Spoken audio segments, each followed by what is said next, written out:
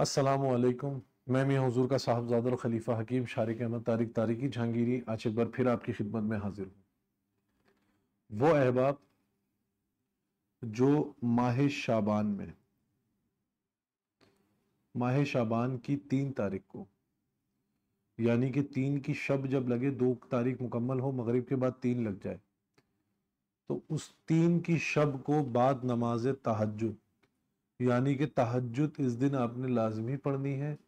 और तहज्जुद की नमाज के बाद अल्लाहुम्मा या मुसब्बिबुल असबाब या रहीमो या करीमो, ये आपने इस तरतीब से 1100 मरतबा इसको पढ़ना है। और 1100 मरतबा पढ़कर अव्वल आखिर 11-11 मरतबा दुरूद इब्राहिमी पढ़ लीजिएगा।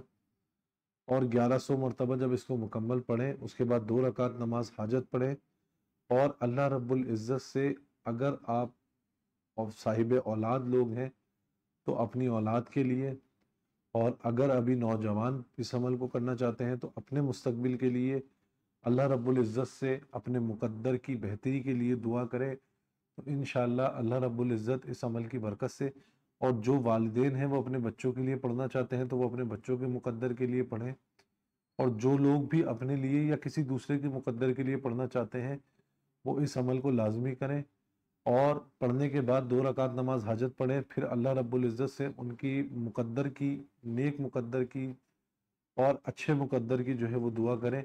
इंशाअल्लाह अल्लाह रब्बुल इज़्ज़त ने इस तस्बीह में, इस तस्बीहात में बहुत ज़्यादा जो है वो बरकत रखी है। और इसके करने वाले से, यानी कि जो शख्स 3 शाबान को बाद नमाज तहज्जुद ये अमल करता है, मैंने बहुत सारे लोगों के मुकद्दर इस अमल की बरकत से बदलते हुए देखे हैं।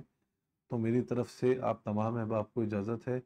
अल्लाह रब्बुल इज़्ज़त आप तमाम अहबाब को कामयाब करे। और हमारे लिए भी दुआ कीजिएगा, हमें भी अपनी दुआओं में याद रखिएगा।